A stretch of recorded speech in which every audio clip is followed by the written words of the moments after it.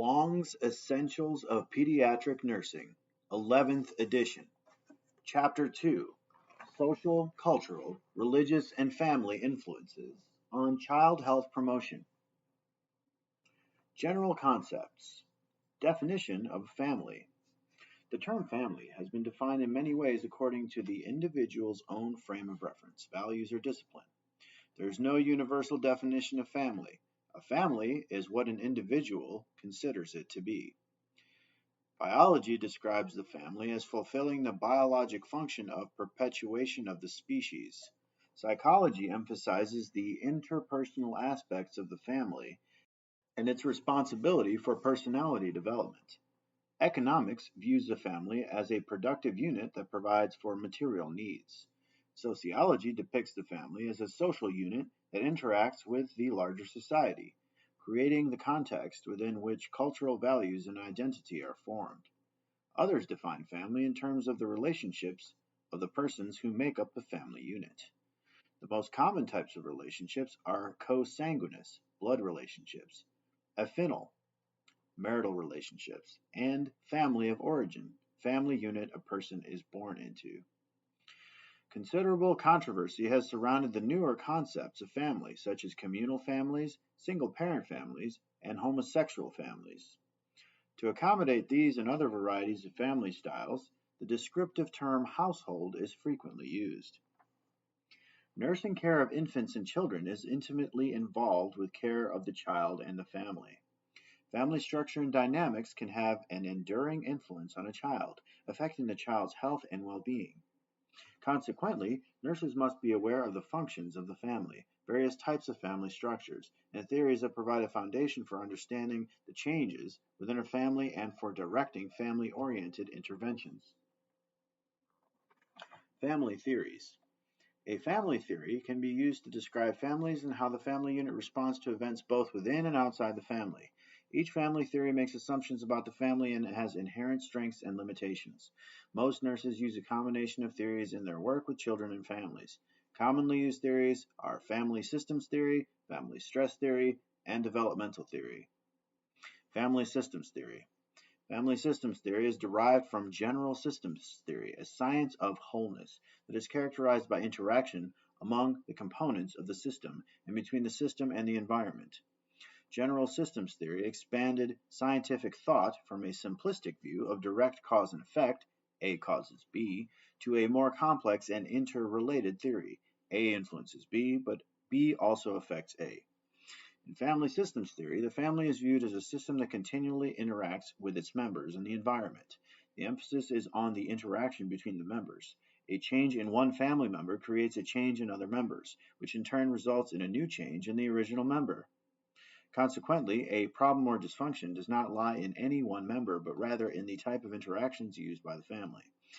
Because the interactions, not the individual members, are viewed as the source of the problem, the family becomes the patient and the focus of care.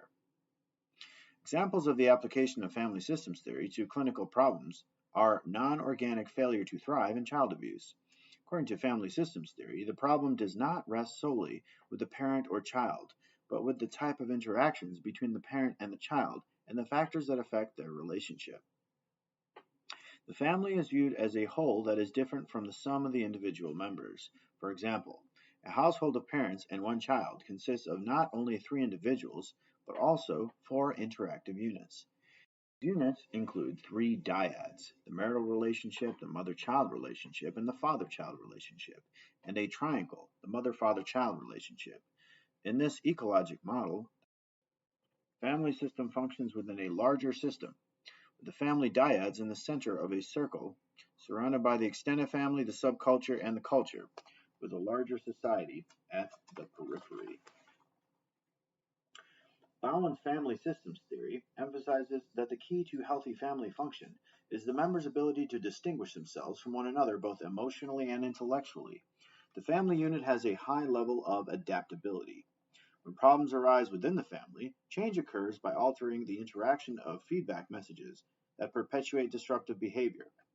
Feedback refers to processes in the family that help identify strengths and needs and determine how well goals are accomplished. Positive feedback initiates change. Negative feedback resists change. When the family system is disrupted, change can occur at any point in the system. A major factor that influences a family's adaptability is its boundary, an imaginary line that exists between the family and its environment. Families have varying degrees of openness and closure in these boundaries. For example, one family has the capacity to reach out for help, whereas another considers help threatening. Knowledge of boundaries is critical when teaching or counseling families. Families with open boundaries may demonstrate a greater receptivity to interventions, whereas families with closed boundaries often require increased sensitivity and skill on the part of the nurse to gain their trust and acceptance. The nurse who uses family systems theory should assess the family's ability to accept new ideas, information, resources, and opportunities, and to plan strategies. Family stress theory. Family stress theory explains how families react to stressful events and suggests factors that promote adaptation to stress. Families encounter stressors, events that cause stress, and have the potential to affect a change in the family social system, including those that are predictable, e.g., parenthood, and those that are unpredictable, e.g., illness, unemployment. These stressors are cumulative, involving simultaneous demands from work, family, and community life. Too many stressful events, occurring within a relatively short period, usually 1 year, can overwhelm the family's ability to cope and place it at high risk for breakdown or physical and emotional health problems among its members. When the family experiences too many stressors for it to cope adequately, a state of crisis ensues. For adaptation to occur, a change in family structure or interaction is necessary. The resiliency model of family stress, adjustment, and adaptation emphasizes that the stressful situation is not necessarily pathologic or detrimental to the family, but demonstrates that the family needs to make fundamental structural or systemic changes to adapt to the situation. Developmental theory. Developmental theory is an outgrowth of several theories of development. Duval, 1977, described 8 developmental tasks of the family throughout its lifespan. The family is described as a small group, a semi-closed system of personalities that interacts with the larger cultural social system. As an interrelated system, the family does not have changes in one part without a series of changes in other parts. Developmental theory addresses family change over time, using Duval's family life cycle stages. This theory is based on the predictable changes in the family structure, function, and roles, with the age of the oldest child as the marker for stage transition. The arrival of the first child marks the transition from stage 1 to stage 2. As the first child grows and develops, the family enters subsequent stages. In every stage, the family faces certain developmental tasks. At the same time, each family member must achieve individual developmental tasks as part of each family life cycle stage. Developmental theory can be applied to nursing practice. For example, the nurse can assess how well new parents are accomplishing the individual and family developmental tasks associated with transition to parenthood. New applications should emerge as more is learned about developmental stages for non-nuclear and non-traditional families. Family nursing interventions. In working with children, the nurse must include family members in their care plan. Research confirms parents' desire and expectation to participate in their child's care. To discover family dynamics, strengths, and weaknesses, a thorough family assessment is necessary. The nurse's choice of interventions depends on the theoretic family model that is used. For example, in family systems theory, the focus is on the interaction of family members within the larger environment. In this case, using group dynamics to involve all members in the intervention process and being a skillful communicator are essential. Systems theory also presents excellent opportunities for anticipatory guidance. Because each family member reacts to every stress experienced by that system, nurses can intervene to help the family prepare for and cope with changes. In family stress theory, the nurse uses crisis intervention strategies to help family members cope with the challenging event. In developmental theory, the nurse provides anticipatory guidance to prepare members for transition to the next family stage. Nurses who think family involvement plays a key role in the care of a child are more likely to include families in the child's daily care. Family structure and function. Family structure.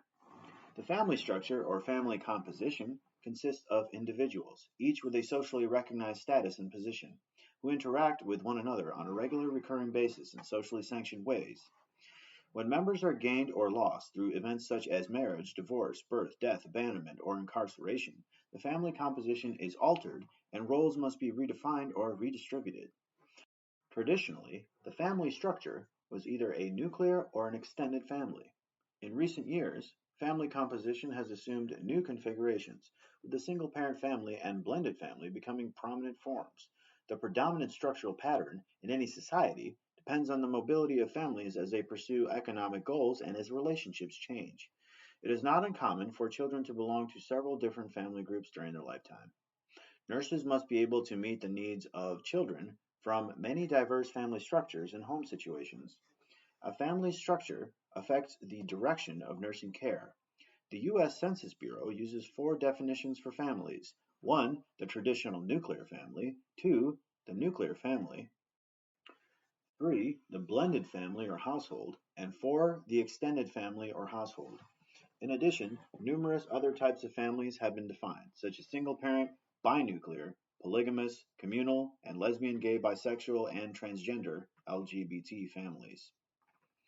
Traditional nuclear family. A traditional nuclear family consists of a married couple and their biologic children. Children in this type of family live with both biologic parents, and if siblings are present, only full brothers and sisters, i.e., siblings who share the same two biologic parents. No other persons are present in the household, i.e., no step relatives, foster or adopted children, half siblings, other relatives, or non relatives. Nuclear family. The nuclear family is composed of two parents and their children. The parent child relationship may be biologic, step, adoptive, or foster. Sibling ties may be biologic, step, half, or adoptive. The parents are not necessarily married. No other relatives or non relatives are present in the household. Blended family. A blended family or household, also called a reconstituted family, includes at least one step parent, step sibling, or half sibling. A step parent is the spouse of a child's biologic parent, but is not the child's biologic parent. Step siblings do not share a common biologic parent. The biologic parent of one child is the step parent of the other. Half siblings share only one biologic parent. Extended family. An extended family or household includes at least one parent, one or more children, and one or more members, related or unrelated, other than a parent or sibling. Parent-child and sibling relationships may be biologic, step, adoptive, or foster. In many nations and among many ethnic and cultural groups, households with extended families are common. Within the extended family, grandparents often find themselves rearing their grandchildren. Young parents are often considered too young or too inexperienced to make decisions independently. Often the older relative holds the authority and makes decisions in consultation with the young parents.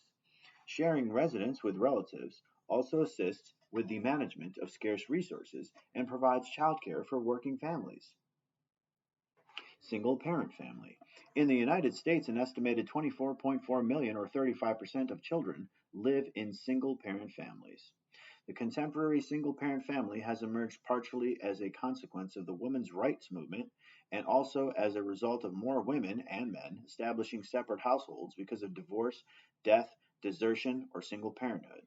In addition, a more liberal attitude in the courts has made it possible for single people, both male and female, to adopt children. Although mothers usually head single parent families, it is becoming more common for fathers to be awarded custody of dependent children in divorce settlements. With women's increased psychological and financial independence and the increased acceptability of single parents in society, more unmarried women are deliberately choosing mother-child families. Frequently, these mothers and children are absorbed into the extended family. The challenges of single parent families are discussed later in the chapter. Binuclear family. The term binuclear family refers to parents continuing the parenting role while terminating the spousal unit. The degree of cooperation between households and the time the child spends with each can vary. In joint custody, the court assigns divorcing parents equal rights and responsibilities concerning the minor child or children. These alternate family forms are efforts to view divorce as a process of reorganization and redefinition of a family rather than as a family dissolution. Joint custody and co-parenting are discussed further later in the chapter. Polygamous family. Although it is not legally sanctioned in the United States, the conjugal unit is sometimes extended by the addition of spouses in polygamous matings. Polygamy refers to either multiple wives, polygyny, or rarely multiple husbands, polyandry. Many societies practice polygyny that is further designated as sororal, in which the wives are sisters, or non-sororal, in which the wives are unrelated. Sororal polygyny is widespread throughout the world. Most often, mothers and their children share a husband and father, with each mother and her children living in the same or separate household. Communal family. The communal family emerged from disenchantment with most contemporary life choices. Although communal families may have divergent beliefs, practices, and organization, the basic impetus for formation is often dissatisfaction with the nuclear family structure, social systems, and goals of the larger community. Relatively uncommon today, communal groups share common ownership of property. In cooperatives, property ownership is private, but certain goods and services are shared and exchanged without monetary consideration. There is strong reliance on group members and material interdependence. Both provide collective security for non-productive members, share homemaking and child-rearing functions, and help overcome the problem of interpersonal isolation or loneliness. Lesbian, gay, bisexual, and transgender families. A same-sex, homosexual, or lesbian, gay, bisexual, transgender LGBT family is one in which there is a legal or common law tie between two persons of the same sex who have children.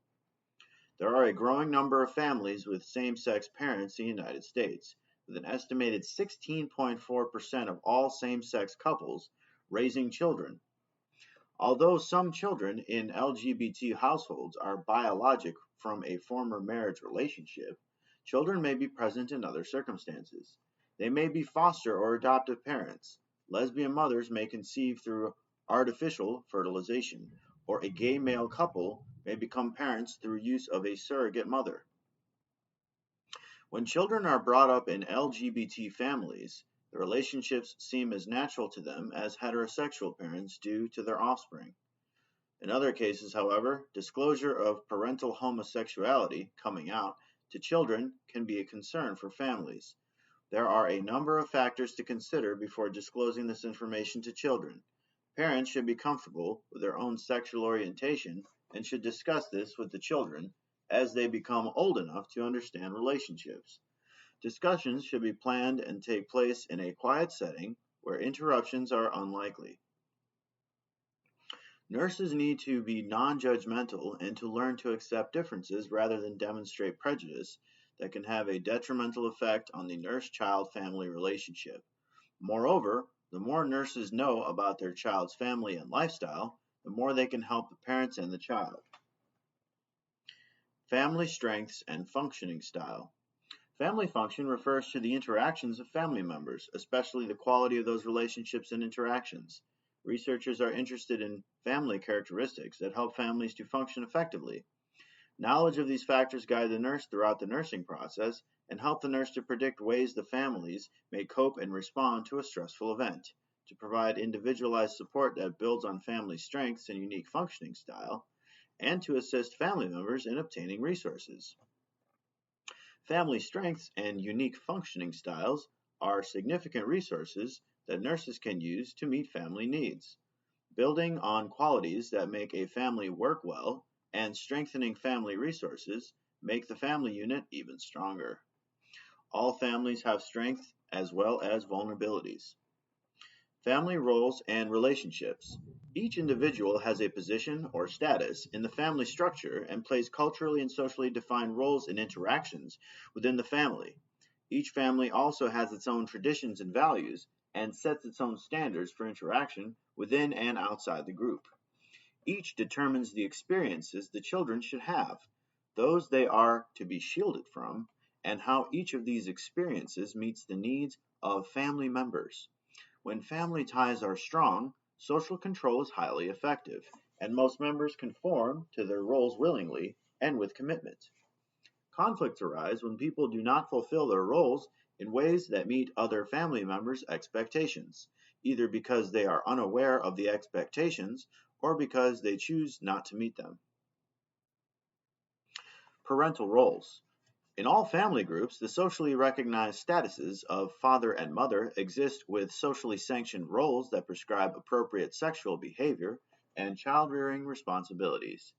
The guides for behavior in these roles serve to control sexual conflict in society and provide for prolonged care of children. The degree to which parents are committed and the way they play their roles are influenced by a number of variables and the parent's unique socialization experience.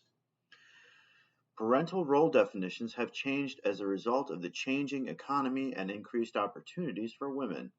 As the woman's role has changed, the complementary role of the man has also changed. Many fathers are more active in child rearing and household tasks. As the redefinition of sex roles continues in American families, role conflicts may arise in many families because of a cultural lag of the persisting traditional role definitions. Role learning. Roles are learned through the socialization process. During all stages of development, children learn and practice, through interaction with others and in their play, a set of social roles and the characteristics of other roles. They behave in patterned and more or less predictable ways because they learn roles that define mutual expectations in typical social relationships. Although role definitions are changing, the basic determinants of parenting remain the same. Determinants of parenting infants and young children include parental personality and mental well-being, systems of support, and child characteristics. These determinants have been used as consistent measurements to determine a person's success in fulfilling the parental role. In some cultures, the role behavior expected of children conflicts with desirable adult behavior. One of the family's responsibilities is to develop culturally appropriate role behavior in children. Children learn to perform in expected ways consistent with their position in the family and culture. The observed behavior of each child is a single manifestation, a combination of social influences and individual psychological processes. In this way, the uniting of the child's intrapersonal system, the self, with the interpersonal system, the family, is simultaneously understood as the child's conduct. Role structuring initially takes place within the family unit, in which the children fulfill a set of roles and respond to the roles of their parents and other family members. Children's roles are shaped primarily by the parents, who apply direct or indirect pressures to induce or force children into the desired patterns of behavior or direct their efforts towards modification of the role responses of the child on a mutually acceptable basis. Parents have their own techniques and determine the course of the socialization process. Children respond to life situations according to behaviors learned in reciprocal transactions. As they acquire important role-taking skills, their relationships with others change. For instance, when a teenager is also the mother, but lives in a household with the grandmother, the teenager may be viewed more as an adolescent than as a mother. Children become proficient at understanding others as they acquire the ability to discriminate their own perspectives from those of others. Children who get along well with others and attain status in the peer group have well-developed role-taking skills. Family size and configuration. Parenting practices differ between small and large families. Small families place more emphasis on the individual development of the children. Parenting is intensive rather than extensive, and there is a constant pressure to measure up to family expectations. Children's development and achievement are measured against those of other children in the neighborhood and social class. In small families, children have more democratic participation than they do in larger families. Adolescents in small families identify more strongly with their parents and rely more on them for advice. They have well-developed, autonomous inner controls as contrasted with adolescents from larger families, who rely more on adult authority. Children in a large family are able to adjust to a variety of changes and crises. There is more emphasis on the group and less emphasis on the individual. Cooperation is essential, often because of economic necessity. The large number of people sharing a limited amount of space requires a greater degree of organization, administration, and authoritarian control. A dominant family member, a parent or older child, wields control. The number of children reduces the intimate one-to-one contact between the parent and any individual child. Consequently, children turn to each other for what they cannot get from their parents. The reduced parent-child contact encourages individual children to adopt specialized roles to gain recognition in the family. Older siblings in large families often administer discipline. Siblings are usually attuned to what constitutes misbehavior. Sibling disapproval or ostracism is frequently a more meaningful disciplinary measure than parental interventions. In situations such as death or illness of a parent, an older sibling often assumes responsibility for the family at considerable personal sacrifice. Large families generate a sense of security in the children that is fostered by sibling support and cooperation. However, adolescents from a large family are more peer-oriented than family-oriented. Parenting. Parenting styles. Children respond to their environment in a variety of ways. A child's temperament heavily influences his or her response. But styles of parenting have also been shown to affect a child and lead to particular behavioral responses. Parenting styles are often classified as authoritarian, permissive, and authoritative. Authoritarian parents try to control their children's behavior and attitudes through unquestioned mandates. They establish rules and regulations or standards of conduct that they expect to be followed rigidly and unquestioningly. The message is, do it because I say so. Punishment need not be corporal, but may be stern withdrawal of love and approval. Careful training often results in rigidly conforming behavior in the children, who tend to be sensitive, shy, self-conscious, retiring, and submissive. They are more likely to be courteous, loyal, honest, and dependable, but docile. These behaviors are more typically observed when close supervision and affection accompany parental authority. If not, this style of parenting may be associated with both defiant and antisocial behaviors. Permissive parents exert little or no control over their children's actions. They avoid imposing their own standards of conduct and allow their children to regulate their own activity as much as possible. These parents consider themselves to be resources for the children, not role models. If rules do exist, the parents explain the underlying reason, elicit the children's opinions, and consult them in decision-making processes. They employ lax, inconsistent discipline, do not set sensible limits, and do not prevent the children from upsetting the home routine. These parents rarely punish the children. Authoritative parents combine practices from both of the other parenting styles. They direct their children's behavior and attitudes by emphasizing the reason for rules and negatively in reinforcing deviations. They respect the individuality of each child and allow the child to voice objections to family standards or regulations.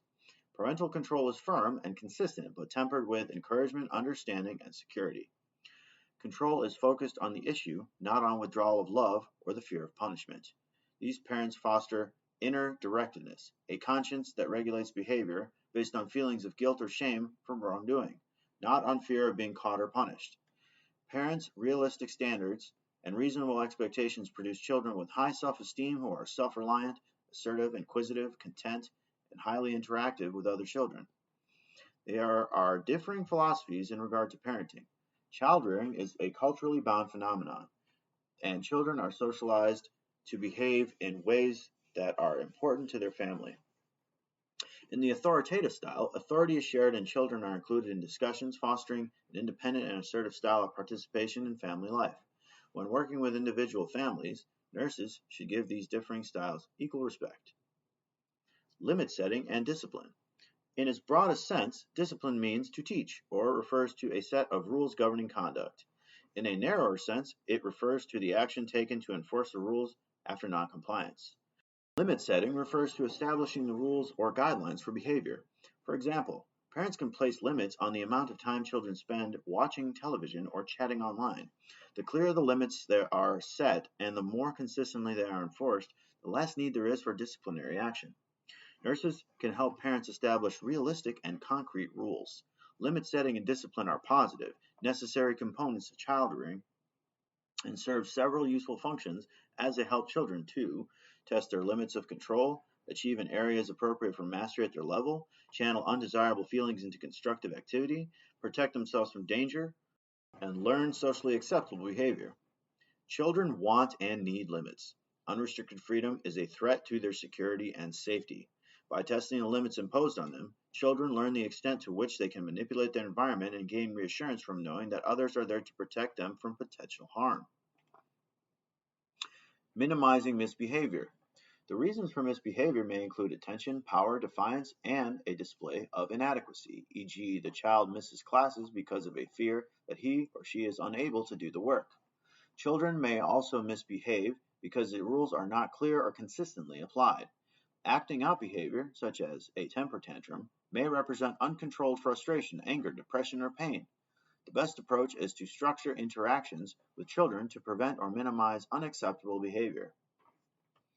General guidelines for implementing discipline. Regardless of the type of discipline used, certain principles are essential to ensure the efficacy of the approach. Many strategies, such as behavior modification, can also be implemented effectively when principles of consistency and timing are followed. A pattern of intermittent or occasional enforcement of limits actually prolongs the undesired behavior because children learn that if they are persistent, the behavior is permitted eventually. Delaying punishment weakens its intent, and practices such as telling the child, "wait until your father comes home," not only are ineffective, but also convey negative messages about the other parent. Types of discipline. To deal with misbehavior, parents need to implement appropriate disciplinary action. Many approaches are available. Reasoning involves explaining why an act is wrong and is usually appropriate for older children, especially when moral issues are involved.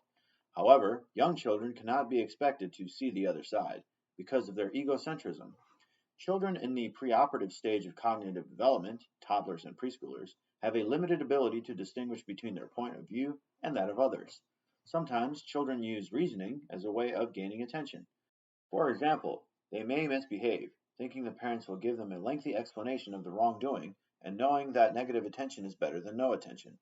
When children use this technique, parents should end the explanation by stating, "This is the rule, and this is how I expect you to behave. I won't explain it any further." Unfortunately, reasoning is often combined with scolding, which sometimes takes the form of shame or criticism. For example, the parent may state, "You are a bad boy for hitting your brother." Children take such remarks seriously and personally, believing that they are bad. Positive and negative reinforcement is the basis of behavior modification theory. Behavior that is rewarded will be repeated. Behavior that is not rewarded will be extinguished. Using rewards is a positive approach. By encouraging children to behave in specified ways, the parents can decrease the tendency to misbehave. With young children, using paper stars is an effective method. With older children, the token system is appropriate, especially if a certain number of stars or tokens yields a special reward, such as a trip to the movies or a new book. In planning a reward system, the parent must explain expected behaviors to the child and establish rewards that are reinforcing. They should use a chart to record the stars or tokens and always give an earned reward promptly. Verbal approval should always accompany extrinsic rewards. Consistently ignoring behavior will eventually extinguish or minimize the act. Although this approach sounds simple, it is difficult to implement consistently. Parents frequently give in and resort to previous patterns of discipline. Consequently, the behavior is actually reinforced because the child learns that persistence gains parental attention. For ignoring to be effective, parents should 1. Understand the process, 2. Record the undesired behavior before using ignoring to determine whether a problem exists and to compare results after ignoring has begun, 3. Determine whether parental attention acts as a reinforcer, and 4. Be aware of response burst. Response burst is a phenomenon that occurs when the undesired behavior increases after ignoring is initiated because the child is testing the parent to see if they are serious about the plan. Strategy of consequences involves allowing children to experience the results of their misbehavior. It includes 3 types. 1. Natural, those that occur without any intervention, such as being late and having to clean up the dinner table. 2. Logical, those that are directly related to the rule, such as not being allowed to play with another toy until the used ones are put away. 3. Unrelated, those that are imposed deliberately, such as no playing until homework is completed or the use of time out. Natural or logical consequences are preferred and effective if they are meaningful to children.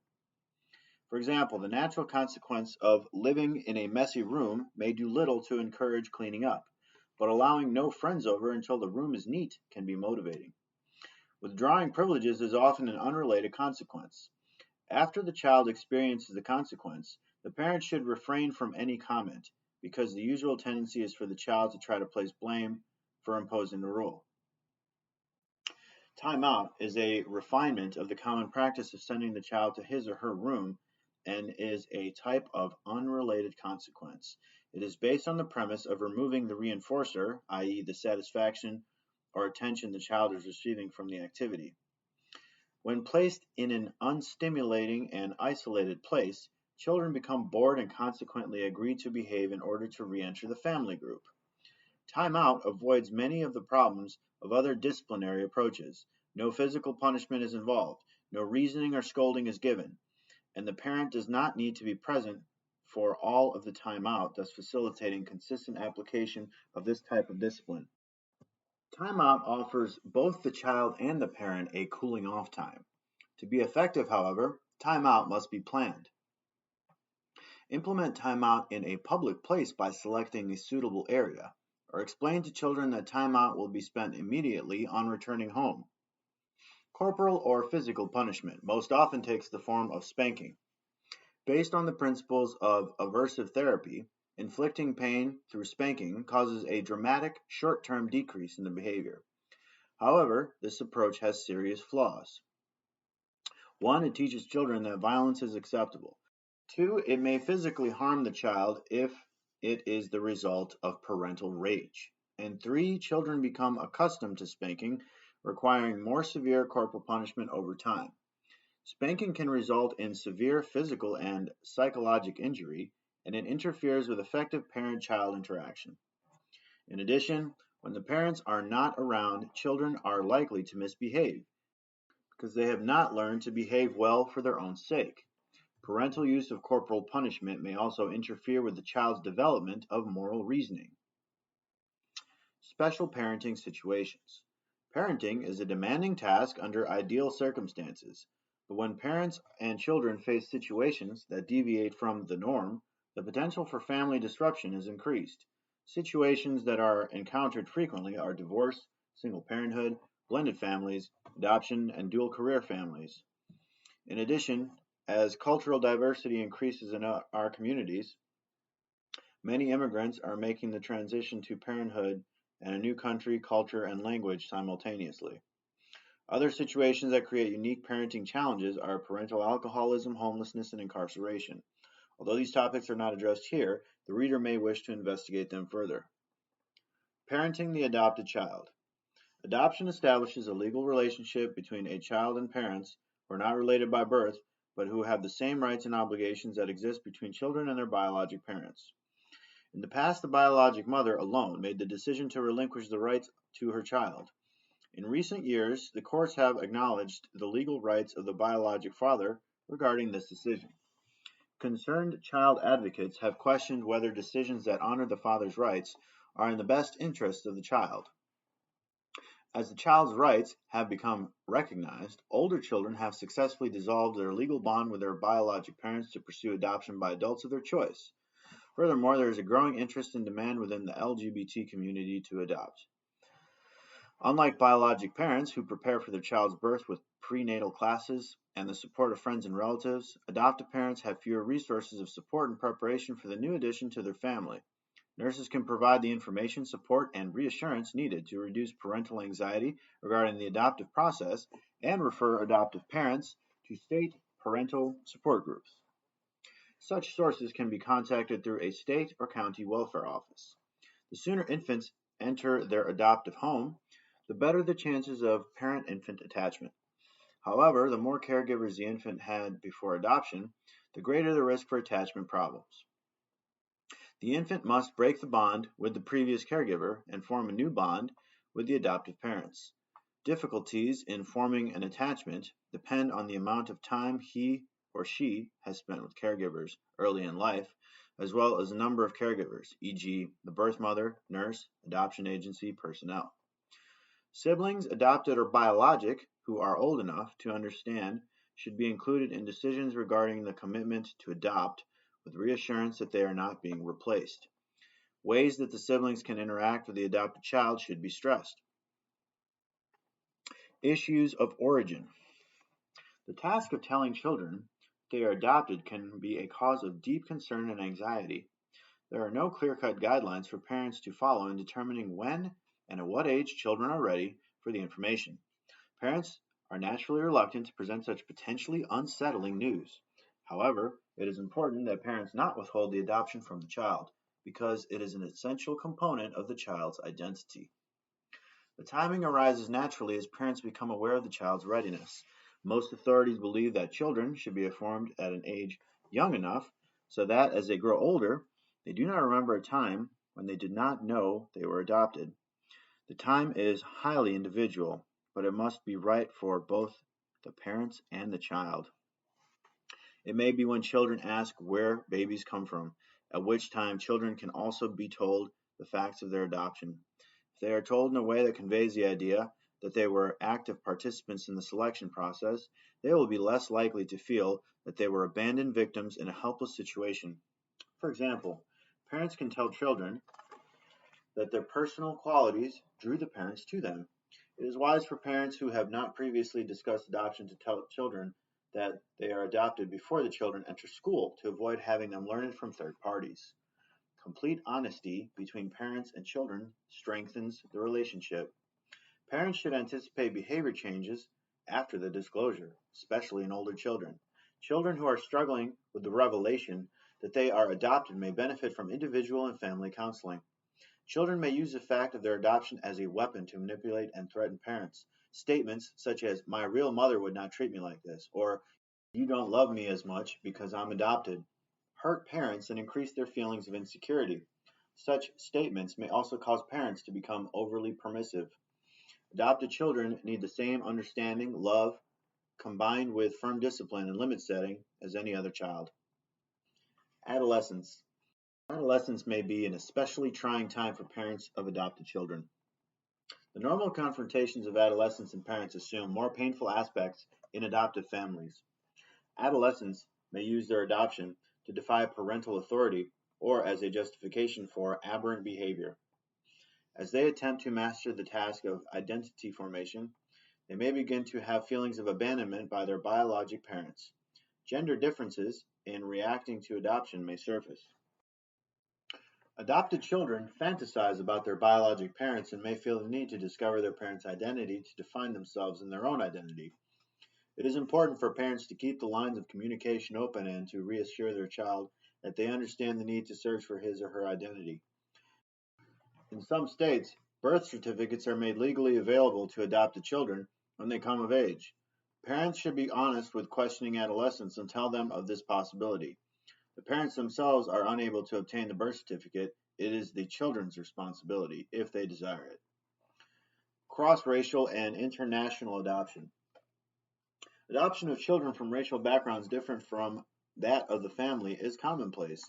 In addition to the problems faced by adopted children in general, children of a cross-racial adoption must deal with physical and sometimes cultural differences.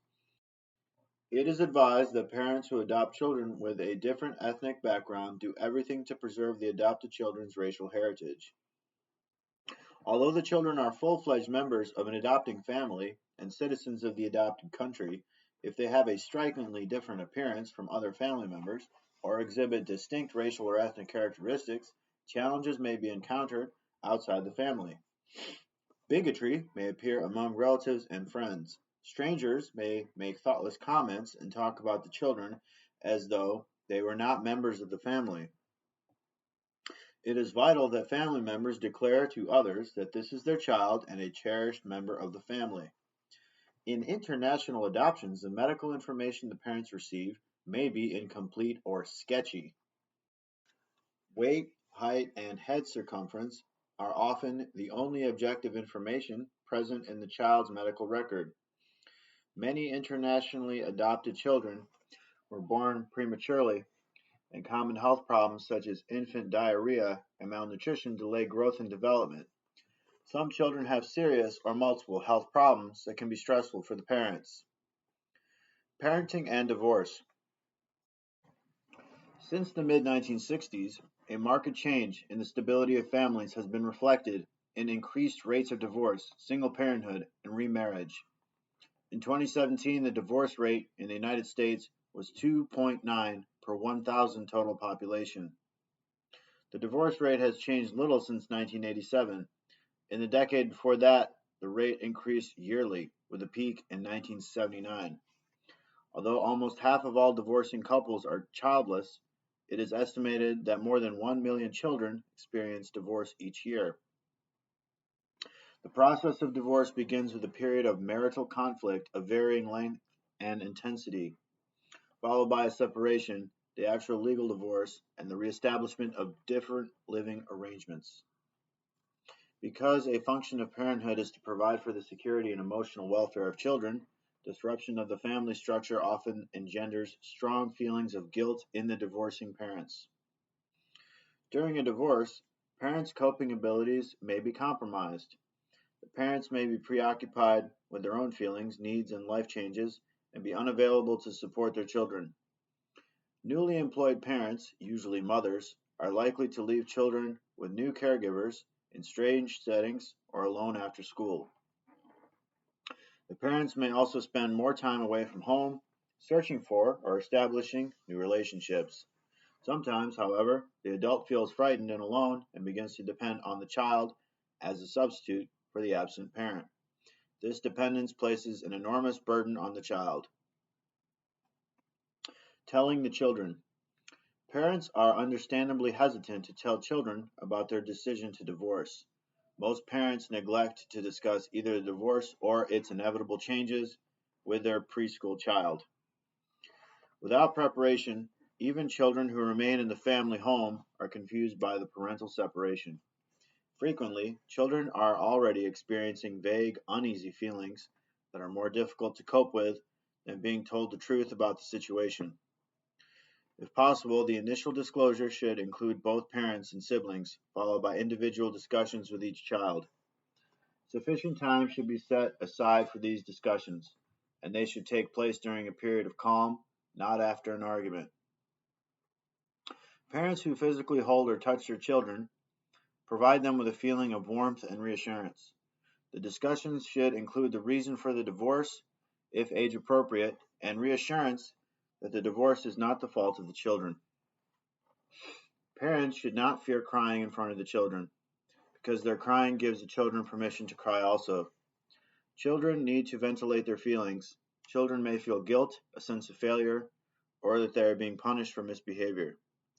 They normally feel anger and resentment and should be allowed to communicate these feelings without punishment. They also have feelings of terror and abandonment. They need consistency and order in their lives. They want to know where they will live, who will take care of them, if they will be with their siblings, and if there will be enough money to live on. Children may also wonder what will happen on special days, such as birthdays and holidays, whether both parents will come to school events, and whether they will still have the same friends. Children fear that if their parents stopped loving each other, they could stop loving them. Their need for love and reassurance is tremendous at this time. Custody and parenting partnerships. In the past, when parents separated, the mother was given custody of the children with visitation agreements for the father. Now both parents and the courts are seeking alternatives. Current belief is that neither fathers nor mothers should be awarded custody automatically. Custody should be awarded to the parent who is best able to provide for the children's welfare. In some cases, children experience severe stress when living or spending time with a parent. Many fathers have demonstrated both their competence and their commitments to care for their children. Often overlooked are the changes that may occur in the children's relationships with other relatives, especially grandparents. Grandparents are increasingly involved in the care of young children. Grandparents on the non-custodial side are often kept from their grandchildren, whereas those on the custodial side may be overwhelmed by their adult child's return to the household with grandchildren. Two other types of custody arrangements are divided custody and joint custody. Divided custody, or split custody, means that each parent is awarded custody of one or more of the children, thereby separating siblings. For example, sons might live with the father and daughters with the mother. Joint custody takes one of two forms. In joint physical custody, Parents alternate the physical care and control of the children on an agreed upon basis while maintaining shared parenting responsibilities legally. This custody arrangement works well for families who live close to each other and whose occupations permit an active role in the care and rearing of the children. In joint legal custody, the children reside with one parent, but both parents are the children's legal guardians and both participate in child rearing. Co-parenting offers substantial benefits for the family. Children can be close to both parents, and life with each parent can be more normal as opposed to having a disciplinarian mother and a recreational father. To be successful, parents in these arrangements must be highly committed to providing normal parenting and to separate their marital conflicts from their parenting roles. No matter what type of custody arrangement is awarded, the primary consideration is the welfare of the children.